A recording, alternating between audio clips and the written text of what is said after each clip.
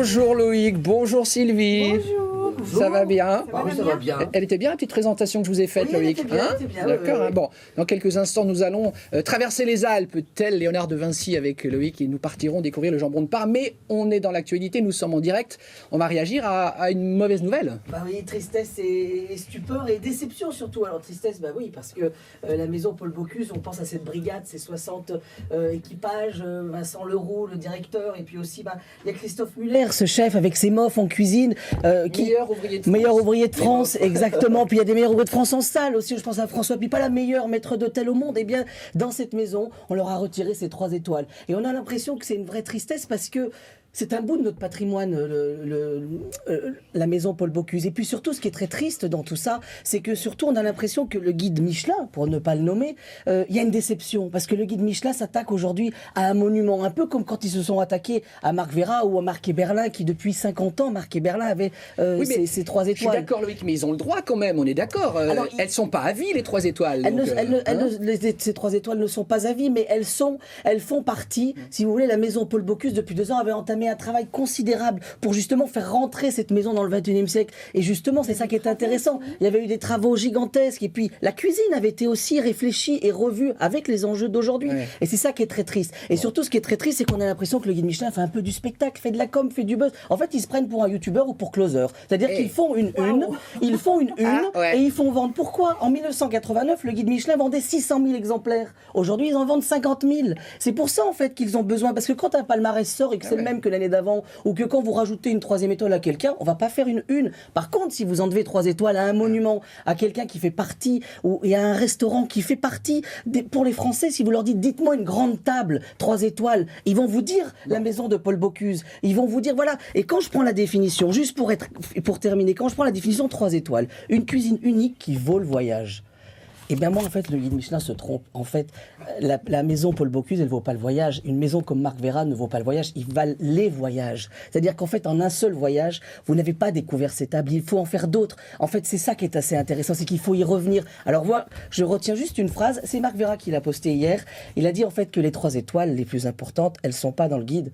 Elles sont dans les yeux de nos clients. Et ils ont raison, parce que les clients seront toujours là. Et ils resteront là encore, ça c'est sûr, du côté de Collonges-Mont-d'Or. Voilà. Je voulais dire je vous aime à Collonges-Mont-d'Or. Voilà. De Loïc. Bon, reprenez le guidon de votre triporteur. Oui, voilà, puisque ça, je m'en vais. Voilà. Je passe dans les Alpes. Et vous n'allez pas direction l'Italie avec, alors là, attention, Ignacio Messina. Ignacio Messina, qui est un chef italien sicilien, mais qui est un amoureux du jambon de Parme et qui est à son restaurant à Paris. Et qui, là, je lui ai dit, écoute, je te chale, je te mets sur le porte-bagages. En provençal, on dit je te chale. Voilà, en italien, je ne sais pas comment. Provençal. Aussi, voilà. Et à Saint-Étienne, on apprend le provençal. C'est ça.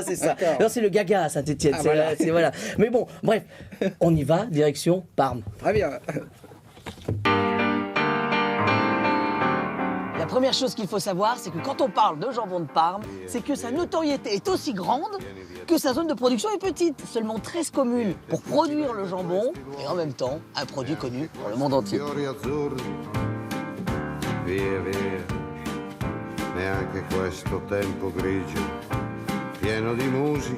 Ça va, Ignacio? Ça va bien et toi? Bon, on est un petit peu loin de Paris là. On est loin de Paris. J'ai voulu t'inviter chez Max, qui est le maître d'élu d'une des plus belles boutiques de Parme. Bonjour, Bonjour, ça va? Ça va, ouais. Oh bien. Ben, le jambon de Parme, il a 3-4 morceaux. Le fiocco, il est plus profumé. D'accord. Parce qu'il est plus petit et moins gras. La partie centrale, pour moi, c'est le meilleur, parce que le gras et les de noisettes, c'est fantastique. Et la partie terminale. Là, je me dis qu'on est bien arrivé à Parme.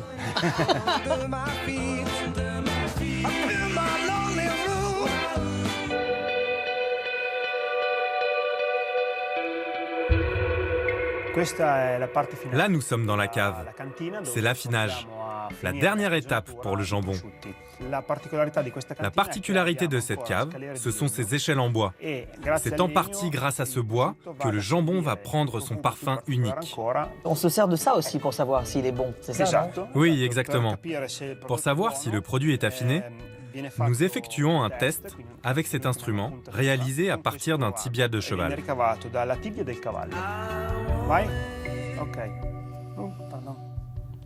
Ah ouais. Hein? Moi, je préfère cette partie-là. Moi là, il me dit quelque chose là, le jambon. Mange-moi.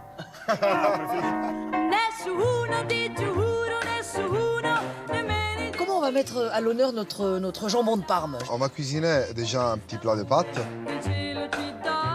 On fait revenir des oignons, on rajoute des feuilles de sauge. Comment on appelle cette salade qu'on trouve qu'en hiver en fait, hein? Alors, ceci, on l'appelle radicchio di campo. On les a blanchis quelques secondes, 20 secondes exactement. On les met dans la poêle. Très bien. Ah, alors là, qu'est-ce que c'est ça? Ça, c'est du brandy. Ça, c'est un flambage à l'italienne. ça. Je connais pas celui-là, la J'ai française. plus de sourcils, je crois. On va y mettre notre crème. Les pâtes, comment on va les cuire? Combien de temps? Parce que ça, en France, on ne sait pas faire. Hein. Il y en a qui savent. Les Très peu. polis, ouais. Ce qui est intéressant, c'est qu'une fois qu'on a cuit les pâtes dans l'eau, on va les retirer, mais on va les mettre dans la sauce. Parce que les pâtes, quand on les met dans la sauce, elles sont toujours pas cuites. Donc on finit la cuisson de la sauce. C'est un jambon de Parme, que ce soit en 4 mois, en 36 mois ou en 18 mois. Il faut surtout pas le cuire. C'est la plus grande cuisine que vous ayez jamais eue, Ignacio. J'ai jamais eu une cuisine de 1000 mètres carrés, on va à 3000. Ma se bevi whisky and soda. On avait à peu près 4000 mètres carrés. Non, puis ce qui est bien, c'est que ça ventile. Ah bah c'était... Ah bah oui, il y a pas d'odeur. Il faisait un petit peu frais ce jour-là.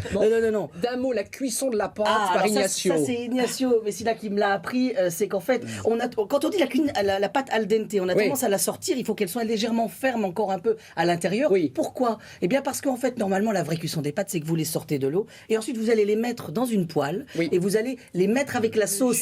C'est la sauce qui vient aux pâtes, en fait. Voilà, et nous, on fait l'inverse généralement. Ah, en nous, fait, c'est la pâte qui va non. va à la sauce. Oui, voilà, c'est un peu ça. C'est-à-dire qu'on va faire passer la sauce et puis on va la mettre comme ça à la cuillère. Non, pas du tout. On fait revenir les pâtes. Et donc les pâtes vont finir de cuire à l'intérieur de la sauce. justement. Merci, Voilà. grazie mille. Voilà, non mais je reviens quand vous voulez. Voilà. Grazie mille. Bon, merci beaucoup Loïc. Allez. Arrivederci, c'est comme ça qu'on dit. Oui, voilà. Je sais pas le dire. Ben si vous l'avez dit. Mais si, je l'ai dit. Allez.